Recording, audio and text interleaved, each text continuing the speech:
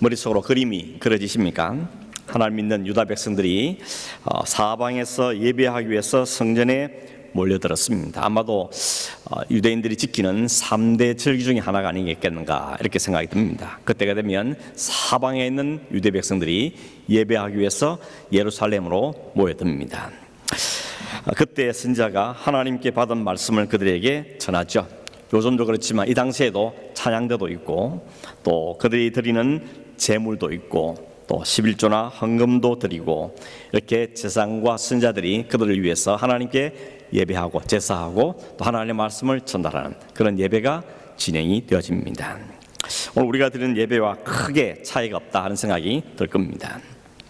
1절과 2절에 보면 반복되는 단어가 하나 나옵니다. 중요한 단어인데 그 단어가 뭔가 하면 여호와라는 단어입니다. 여호와. 1절에 여호와께로부터 말씀이 임했고 2절에 여호와의 집 문에서 또 여호와께 예배하러 여호와의 말씀을 들으라 라고 여호와라는 단어가 계속해서 반복되고 있습니다. 예배하는 중에 이 여호와라는 단어가 반복된다는 의미는 뭐겠습니까? 예배의 가장 중심은 바로 하나님이다, 여호와 하나님이시다 하는 것을 우리에게 알려주는 것입니다. 우리가 드리는 예배의 대상은 오직 하나님이죠. 여러분, 우리가 예배할 때 누구의 예배하느냐 이게 너무너무 중요하지 않습니까? 믿음의 대상, 우리가 누굴 믿고 누구의 예배하는가, 이 대상은 굉장히 중요한데 우리의 예배를 통해서 높임을 받으시고 찬송을 받으시며 우리의 기도도 들으시고 우리에게 응답하시고 또 우리에게 역사하시는 분, 우리에게 은혜를 베푸시는 분은 바로 여호와 하나님이시다 하는 것을 우리가 기억할 필요가 있는 것입니다. 여기 들으면 여러분 너무 당연한 이야기 아닙니까? 이건 모르는 분이 어디 있겠습니까? 예배는 하나님께 드리는 거다.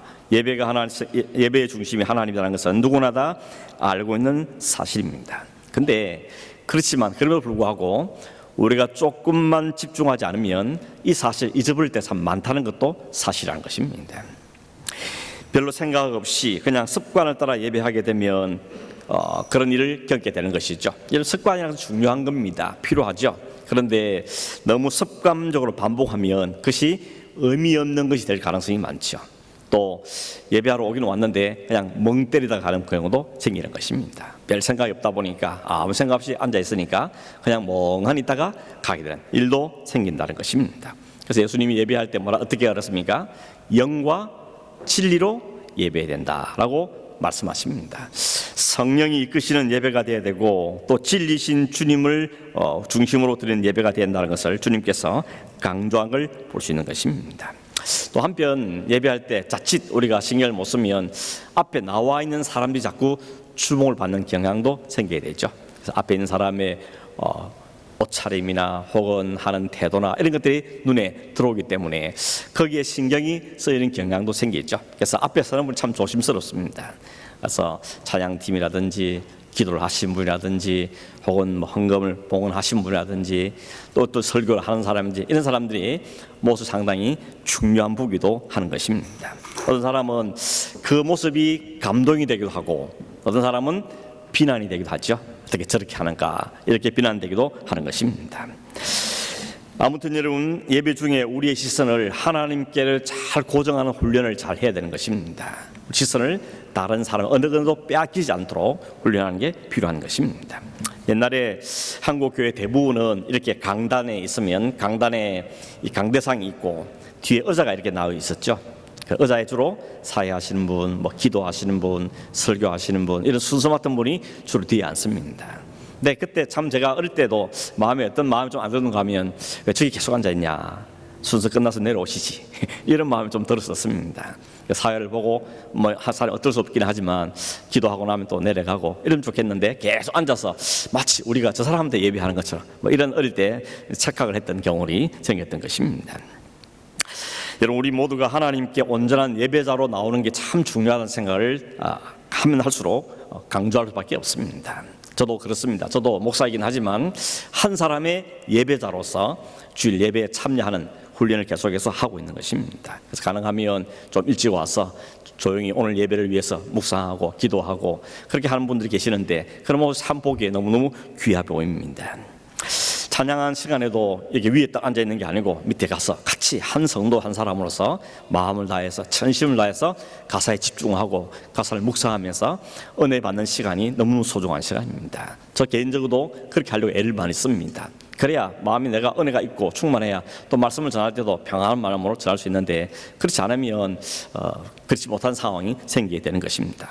만약 여기 앉아있다 그러면 찬양상 얼굴 다 보일 것 같고, 저 사람 왜 찬양 안 하지?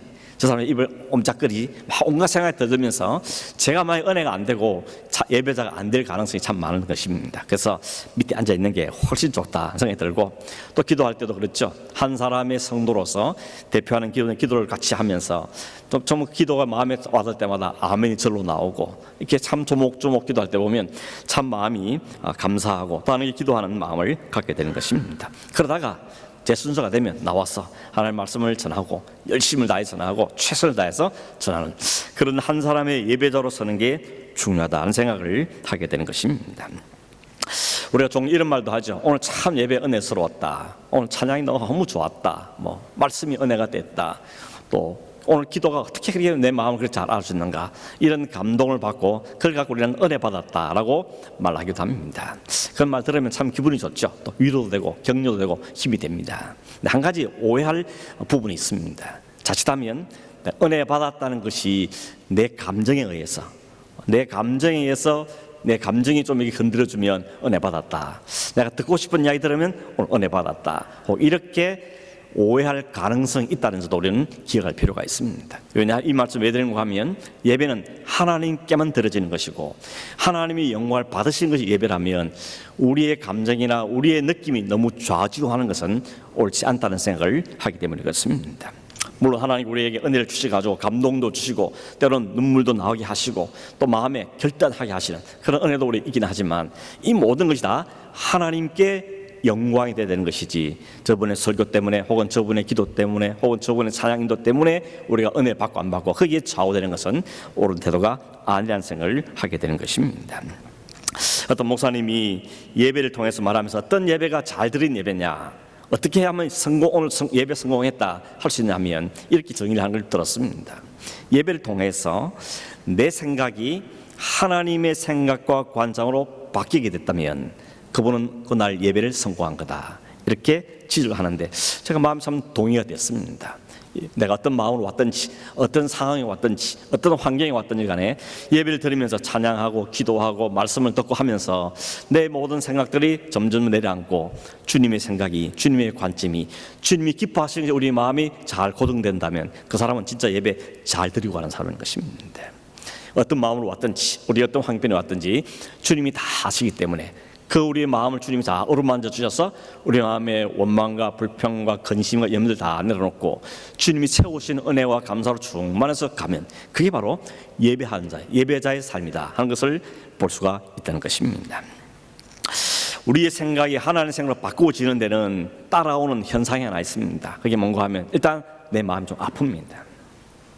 왜 아픕니까? 하나님 말씀이 우리를 하나님 앞에 서게 만들고 하나님을 정확하게 보게 만들고 하나님 말씀 내게 들리게 하면 그 말씀 내 치부를 드러내기 때문에, 내 현 모습을 그대로 드러내기 때문에 마음이 아픈 것입니다.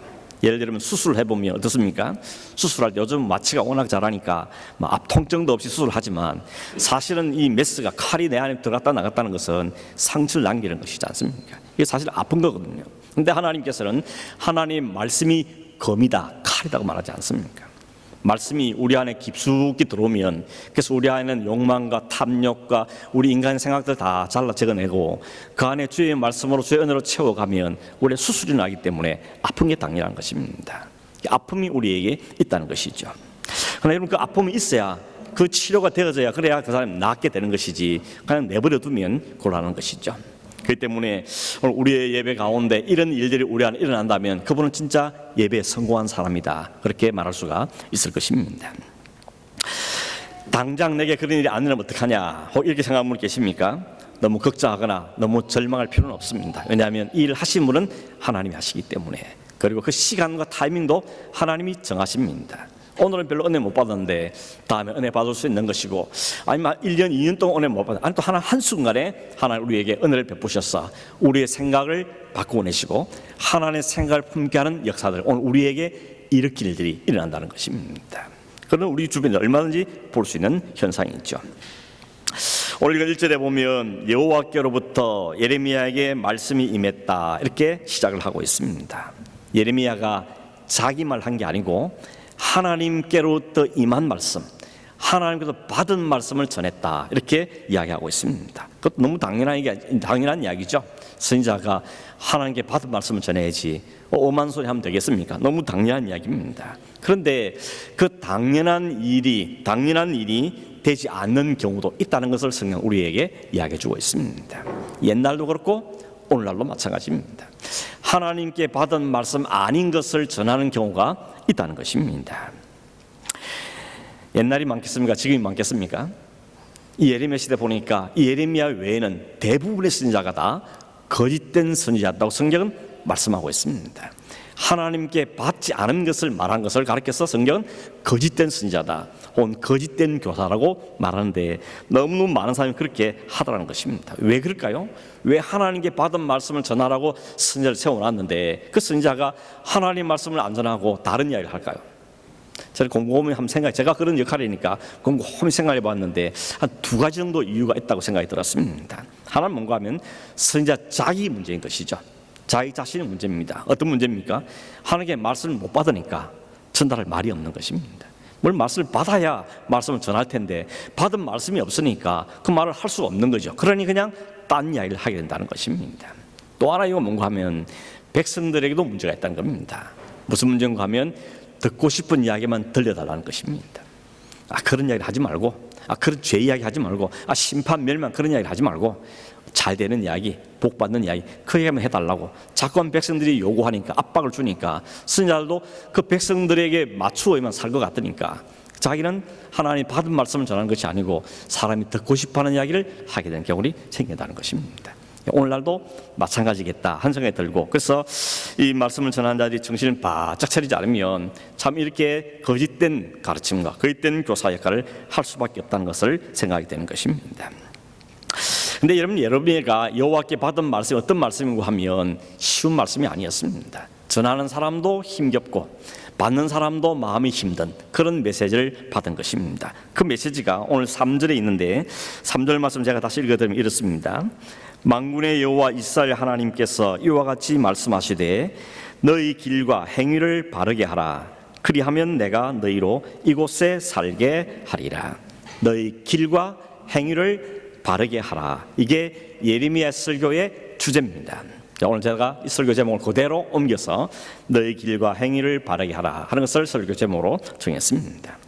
이 선지자가 말한 길이란 것이, 길이란 그 히브리어 단어 뜻을 뭔가 하면 어떤 사람이 살아가는 삶의 태도나 삶의 방식 혹은 가치관을 이야기하는 것입니다. 그냥 도로만 이야기하는 것이 아니고 내가 걸어가는 길, 내가 걸어가는 삶의 방향, 삶의 가치관, 삶의 태도를 이야기하는 것입니다. 내가 어떤 가치관을 딱 가지냐에 따라서 삶이 그렇게 살아가게 돼 있죠. 말도 그렇게 하게 되고 그렇게 행동도 하게 되는 것입니다. 그리고 바르게 하라라고 말했는데 이 바르게 하란 말의 히브리어 뜻은 뭔가 하면 영어성이 어떻게 번역되는가 하면 리폼이라고 되어 있습니다. 폼을 다시 하라는 거죠. 새롭게 틀을 만들라, 고치라, 개혁하라, 이런 뜻을 가지고 있는 것입니다. 우리의 생각, 우리의 사고, 우리의 삶의 방식, 우리의 삶의 태도를 새롭게 폼을 갖추라는 것입니다. 기준은 뭐겠습니까? 하나님께 내 생각, 내 기준, 내 감정을 내려놓고 하나님 말씀하시고 하나님 보여주신 그 가치관, 그 생각, 그 삶의 태도에 맞추는 것, 그걸 고치는 작업, 새롭게 폼을 장만하는 것, 그게 바로 바르게 하라는 의미의 뜻인 것입니다. 길을 바르게 하라는 건데 그 길이라는 것이 뭐겠습니까? 사고방식, 태도, 삶의 가치관을 그랬는데 이 예레미야를 통해서 하나님께서 뭘 지정하는가 하면 내 길을 바르게 하라 그럽니다. 내 사고, 내 삶의 방식, 삶의 태도, 삶의 가치관을 바르게 하라고 말씀하고 있는데 특별히 오늘 성경에는 뭐에 대한 가치관인가 하면 성전에 대한, 다르게 말하면 예배에 대한 생각을 바꾸라고 이야기하고 있습니다. 예배에 대한 생각, 성경에 대한 생각을 바꾸라는 것입니다. 지금 예레미야가 누구의 설교한다 그랬습니까? 성전에 들어가고 있는 사람들을 문에 서가지고 이 말씀을 전하라는 것입니다. 예배하러 온 사람들에게, 하나님을 믿는 사람들에게 그들에게 말하기를, 여러분 너희들은 가는 길을 바꾸십시오. 여러분의 길이 제대로 된 길이 아닙니다 라고 주는 하나님께서 말씀 안 하고 이야기하는 것입니다. 저 밖에 있는 우상 선지를 해서 말하는 게 아닙니다. 여기 있는 성전에 있는 사람들에게 이야기를 하고 있는데 뭐라 그럽니까? 이것이 여호와의 성전이다, 이것이 여호와의 성전이다, 이것이 여호와의 성전이다 하는 거짓말을 믿지 말라고 이야기합니다. 우상 신전을 하는 말이 아니고 성전을 가리키면서 이것이 성전이라 그 거짓말이다 믿지 말라는 것입니다. 이게 얼마나 충격적인 이야기입니까? 아니 성전 안에 들어온 예배하러 온 사람들한테 이거 성전에 말한 거 그 거짓말이니까 믿지 말라, 얼마나 위험한 일이겠습니까? 당시 성전은 유대인들에게 모든 삶의 중심입니다. 성전을 중심으로 신앙과 생활과 모든 게 이루어지죠. 삶의 중심이 바로 성전입니다. 그리고 자기들에게 성전이 있다는 게 큰 자랑거리입니다. 우리는 하나님의 성전을 가졌다. 예루살렘 사람들 사는 사람들이 성전이 있는 곳 때문에 큰 자부심을 갖고 살고 있습니다. 이것이 우리의 위로가 되고 격려가 되고 모든 안전한 보호가 되는 것이 바로 성전인데, 이 성전을 가리켜서 뭐라 그럽니까? 그 거짓말이다, 이게 성전의 말 거짓말이다, 믿지 말라라고 말하고 있다는 것입니다. 이 말은 진짜 성전이 가짜다, 거짓말이다 하는 말씀이 아니죠. 성전의 참된 의미, 그 참된 가치에 대해서 말씀하고 있는 것입니다. 그러니까 성전 건물 자체가 아니고 성전에 드려지는 그 예배가 잘못된 예배를 지금 지적하고 있다고 볼 수가 있는 것입니다. 오늘 여러분 혹시 예배를 우리는 유대인들처럼 그렇게 예배할 수 있다는 것입니다. 유대인들은 성전 지상주의라는 생각이 있습니다. 성전은 하나님이 계신 곳이기 때문에 하나님이 계신 이 예루살렘 성은 이건 튼튼하다, 안전하다, 여기 사는 사람 아무도 해치지 못한다, 이게 이 사람들이 갖고 있는 큰 자부심이었습니다. 오늘 우리는 혹시 그런 식으로 하나님께 예배하지는 않냐는 것입니다. 어떤 분은 마치 보험 들듯이 예배 한번 들어놓으면 일주일이 평안해, 이렇게 혹 생각하는 사람이 있다면 그거 착각이라는 것입니다. 어떤 분은 예배 안 드리고 뭘 하면 좀 찜찜하니까 일단 예배 좀 들어놓고 하자, 아니면 요즘 워낙 인터넷 시대니까 차 타고 가면서도 그냥 인터넷 틀어놓고 나 예배 드렸다 이렇게 말하면서 예배 안 드리면 찜찜하니까 예배를 드렸다는 식으로 하는 경향도 있는 것을 보게 되는 것입니다. 뭐 여러분 중에 그런 분이 없겠지만 사실은 여러분 그것을 하나님은 보시고 계시다는 것입니다.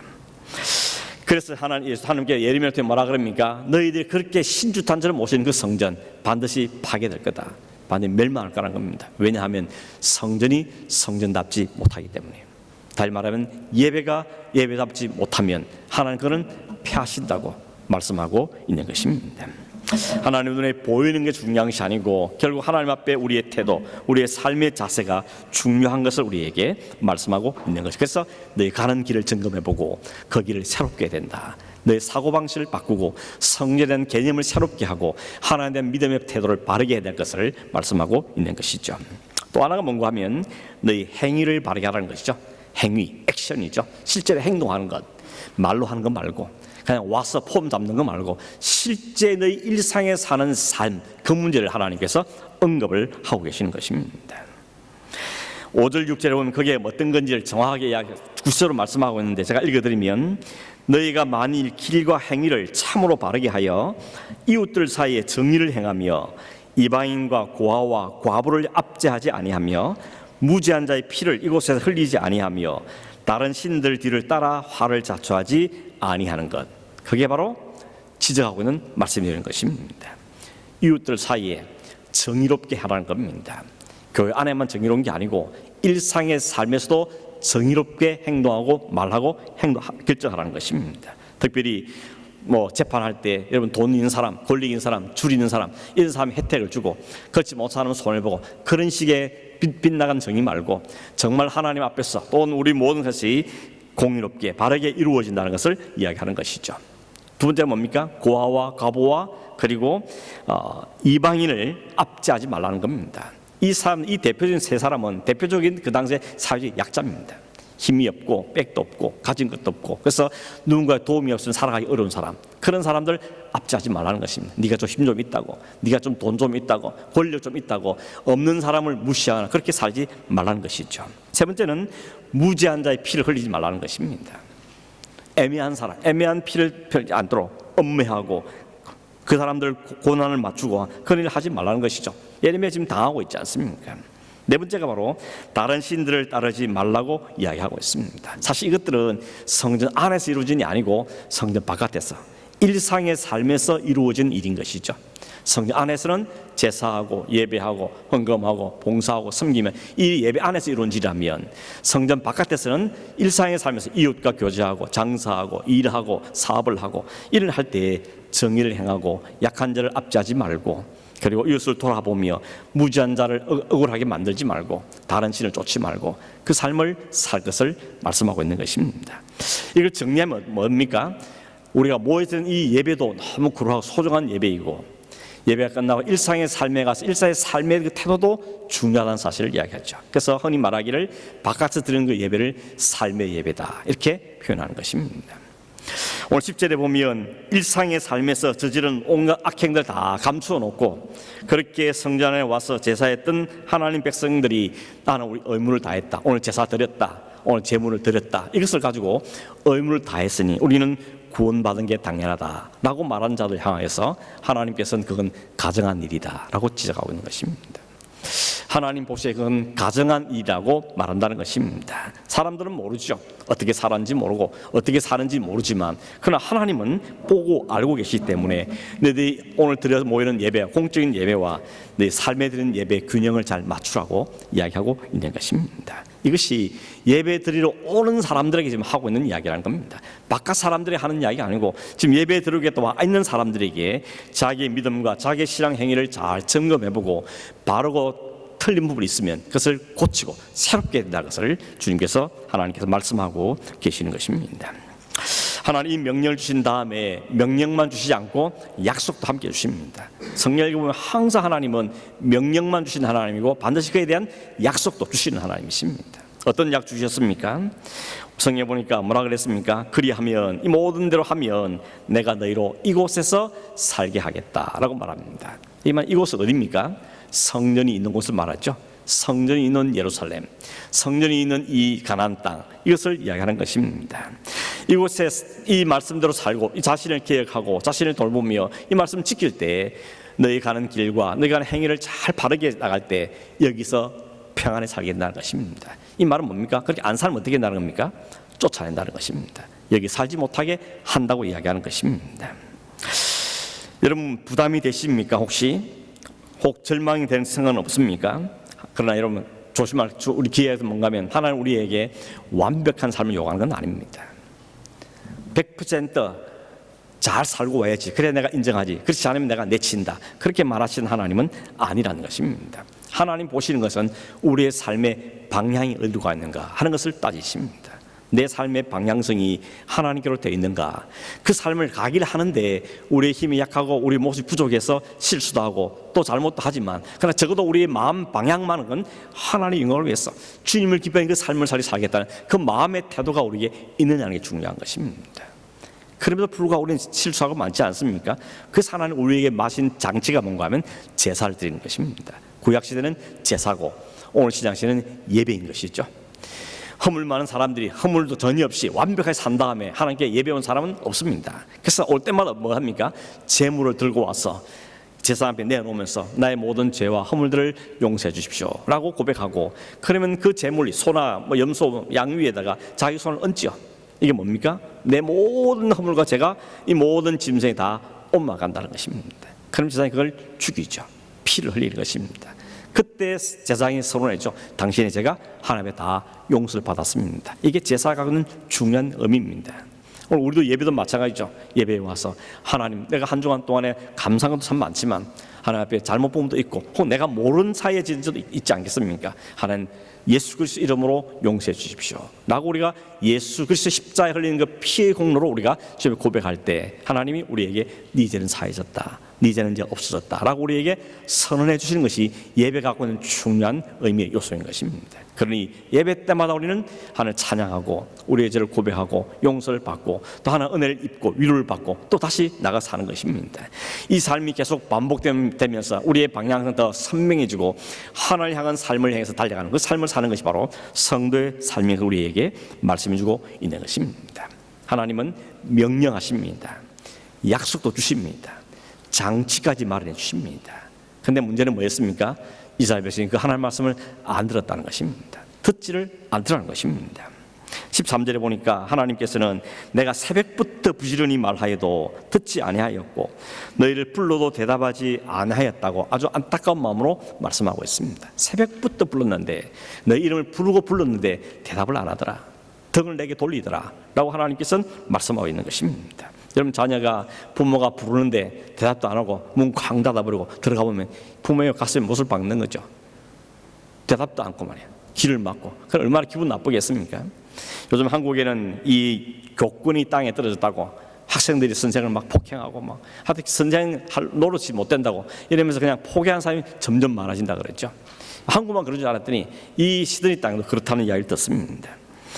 퍼블릭 스쿨에 이 프라이머리 스쿨에 선생님들의 숫자가 점점 줄어드니까 한 선생님이 감당할 숫자가 점점 늘어나고 있다는 것입니다. 그래서 자꾸만 좀 특수한 학교 뭐 프라이빗 스쿨 이런 쪽으로 옮겨간 아이들이 점점 늘어난다 이 이야기를 들을 수가 있습니다. 한 20명쯤 옛날에 있었는데 지금 한 50명, 60명 막 70명까지 한 반 있다 그랬죠. 그러니 선생님들이 아이를 다 관리하기 어렵고 그러다 보니까 이 아이들이 문제가 생기다는 것을 이야기하는 걸 들은 적이 있습니다. 여러분, 하나님 백성이 하나님의 말씀을 듣지도 않고 하나님 불러도 대답도 않고 문 쾅 닫고 귀 막고 등 돌리고 그렇다면 하나님이 얼마나 마음이 안타깝겠습니까? 하나님 그래서 그러죠. 그렇게 계속하면 내가 너희를 버린다는 것입니다. 내가 너희를 쫓아내겠다는 것입니다. 그래서 한 가지 두 가지 예를 들어주셨죠. 하나 뭔가 하면 실로가 폐허된 이야기고 또 하나는 에브라임이 쫓겨난 이야기였습니다. 실로라는 것은 여호수아 시대에 이스라엘 백성이 광야 지난 때 언약궤를 가지고 있었는데 그 광야를 갖고 이제 정착했을 때 실로라는 곳에 언약궤를 모십니다. 그 실로는 하나님 언약궤가 있는 곳, 다시 말하면 하나님이 임재하시는 곳, 성전과 같은 역할을 했던 것입니다. 그런데 이 실로가 언제 폐허됐습니까? 실로에 있던 그 언약궤가 블레셋과 전쟁이 벌어졌을 때 이 이스라엘 백성이 전쟁을 했는데 져버렸습니다. 그때 사람들이 모였으면 왜 졌을까? 어떻게 하면 이길 수 있을까? 의논을 한 끝에 우리 전쟁 때 이 언약궤를 모시고 가자. 언약궤를 모시고 가면 우리가 이길 거다. 왜냐하면 하나님이 함께 하시니까. 이렇게 의논을 모으고 결정을 했습니다. 그래서 그 언약궤를 홈리와 비나스 두 제사장이 엘리의 두 아들 홈리와 비나스 두 제사장이 그 언약궤를 모시고 전쟁터에 나가죠. 전쟁에 이겼겠습니까? 졌겠습니까? 완전히 참패했습니다. 첫 번째 전쟁보다 더 많은 사람이 죽였습니다. 그리고 그 언약궤는 다 빼앗겼습니다. 그리고는 그 홈리와 비나스 두 제사장은 그 전쟁에서 죽고 말았습니다. 비참한 일이 벌어진 겁니다. 그로부터 실로가 폐허되기 시작한 것입니다. 실로는 뭐라 그랬습니까? 하나님이 임재 상계 언약궤가 있는 곳임에도 불구하고 그 백성들이 언약궤만 들고 갔지 하나님은 안 모시고 간 겁니다. 언약궤는 들고 갔는데 이게 그냥 부적처럼 사용한 겁니다. 이거 갖다 놨으니 이길 거다. 아니요, 천만의 말씀입니다. 하나님을 모시고 가셔야 되지. 하나님께 순종해야 되는데 그거는 없이 그냥 그것만 갖다 놓았더니 그것이 바로 문제가 되더라는 것입니다. 마치 오늘날 자동차에 십자가 걸고 아니면 물고기 붙여놓으면 안전할 거라 그 착각인 것이죠.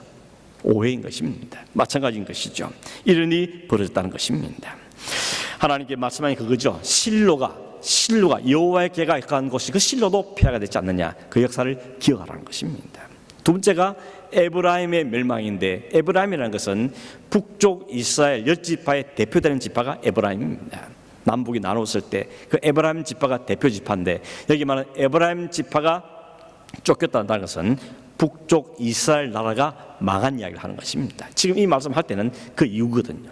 BC 722년에 아수르가 쳐들어와서 북쪽 이스라엘이 완전히 망했습니다. 사마리아 성이 다 폐허가 되고 백성들이 끌려가는 일이 벌어졌습니다. 이 일 두 가지를 보여주면서 너희가 돌이키지 않으면, 내 말에 끝까지 순종 안 하면 너희도 이 일을 당할 것이다 라고 하나님은 경고해 주신 것입니다. 그 말을 들었을까요? 안 들었을까요? 듣지 않습니다. 그래서 결국 유다에도 BC 586년에 이번에는 바벨론이 쳐들어와서 그 왕 눈을 뽑아가고 쇠사슬에 묶어가고 그 많은 아이들이 포로 끌려가고 예루살렘 성은 완전히 파괴되고 성전도 완전히 회파되고 마는 것이죠. 하나님께서 자기의 임재의 상긴 성전을 회파시키다 할 것입니다. 하나님이 실패한 것이겠습니까? 아니요, 하나님이 실패한 것은 아닙니다. 오죽했으면 예레미야한테 그러죠. 너 나한테 이제 기도하지 마라. 이 백성을 위해서 하는 기도는 내가 안 들을 테니까 이 백성을 위해서 나에게 기도하지 말라. 하나님께 무섭게 예레미야에게 말씀하십니다. 그것도 3번 반복해서 말합니다. 이 성전을 이것을 성전 여호와의 성전 하지 말라. 내 기도 안 듣는다. 부르지 마라. 강구하지 마라. 안 된다는 것입니다. 이것이 하나님의 무슨 말씀이었습니다. 여러분, 진짜 하나님께서 이스라엘 백성을 다 버린 것일까요? 그렇지는 않죠. 그 이후 역사를 보면 그렇지는 않습니다. 오히려 하나님께서는 다시 말씀하시죠. 하나님의 마음을 드러내 보여준 것입니다. 내 마음이 이렇게 상했다는 겁니다. 내가 그렇게 말해도 부모가 되고 아버지가 되고 너의 아버지가 하나님이 돼서 그렇게 너를 사랑하고 모든 장치를 다 했는데 이렇게 나를 등을 떨리니까 내가 참 마음이 아프다. 마음이 상했다. 그 마음을 표현하신 것이 더 기도하지 마라. 안 듣겠다고. 그렇게 이야기하신 겁니다. 근데 그걸로 끝이 아니었던 것이죠. 여러분 규탄하면서 봤겠지만 23절에 보면 너희는 내 목소리를 들으라. 그리하면 나는 너희 하나님 되겠고 너희는 내 백성이 되리라. 너희는 내가 명령한 것을 모든 길로 걸어가라. 그리하면 복을 받으리라. 안 듣겠다 그래 놓고는 또 이 말 또 하신 이유가 뭘까요? 이게 하나님 아버지의 진심인 거죠. 그렇게 화를 나고 상한 마음을 이야기했지만 그래도 너희들이 돌아오면 내가 또다시 너에게 은혜를 베풀겠다는 것이 하나님의 마음이라는 것입니다. 그게 하나님의 의도인 것이죠. 그럼 하나님 요구하는 건 뭐겠습니까? 그 길을 돌아서라는 것입니다. 말 깨달을 때마다 돌아서고 또 깨달을 때마다 돌아서는 것이 하나님의 뜻인 것을 우리에게 말씀하고 있는 것입니다. 돌아서면 하나님께서는 우리를 위해서 예비하신 것들로 다시 회복시킬 것이고 하나님 백성이 되게 한 것이며 하나님 구원의 자리에 참여하게 할 것이라고 하나님은 또다시 우리에게 말씀하고 계시는 것입니다. 그러니 구약 성경 요약하면 그겁니다. 백성들 계속 도망다니고 하나님 계속 따라가서 잡아오고 그래서 결국은 당신의 아들 그리스도를 통하여서 다시 온전하게 만들어내는 새롭게 만드는 재창조를 해내는 것이 하나님의 성경의 역사인 것입니다. 그 은혜 때문에 오늘 우리가 살고 있는 것이죠. 오늘 말씀 여러분 기억하시면서 오늘 우리에게 말씀하시고 오늘도 말씀하시고 내 길과 내 행위를 돌이키며 하나님 앞에 바르게 믿음에 설 것을 요구하고 그렇게 그게 어려운 백성들에게 그리스도를 우리에게 보내주셔서 우리를 위해서 하나님 자녀로 새롭게 만드신 그 은혜를 기억하면서 제가 하나님 찾으시는 그런 예배자 되기를 원합니다. 역시 오늘 우리의 결단이 되길 바랍니다. 하나님 다른 사람 찾지 않습니다. 부자를 찾는 게 아니고 돈 많은 사람 찾는 게 아니고 예배자를 찾고 계시죠. 오늘도 예배하는 사람 영과 진리로 예배하고 예배의 삶을 오늘 모여서 예배뿐 아니라 우리의 삶에서 일상의 삶에서 예배하는 삶을 살기는 사람 그 사람 하나님이 찾고 계시는데 오늘 우리 모두가 하나님의 영적인 온전한 예배자로 세워져간 우리 모두가 되기를 주님으로 축원합니다. 기도하겠습니다. 고마우신 하나님 아버지 오늘도 하나님께서 애타는 마음으로 말씀하시며 경고하시고 장치를 마련해 주시고 또 우리의 양보하시며 그리스도 아들까지 내어주시면서 우리 하나님의 백성 하나님의 자녀로 삼았기를 원하시는 것을 오늘 우리에게도 말씀해 주신 것을 참으로 감사함을 드립니다. 그 은혜 때문에 그 사랑 때문에 그 하나님 열심 때문에 우리가 이 자리에 있는 것을 고백합니다. 주님이 찾으시고 하나님 원하시는 그 온전한 예배자로서 우리가 잘 성숙되어 가기를 원하고 그렇게 고쳐져 가기를 원하며 하나님의 예배자로 서가는 절이 되기를 원합니다. 주님 우리를 그렇게 만들어 주시고 다듬어 주시고 이끌어 주셔서 우리 하나님께 온전한 예배자로 살아가는 축복을 누리는 저들이 되게 하여 주시옵소서.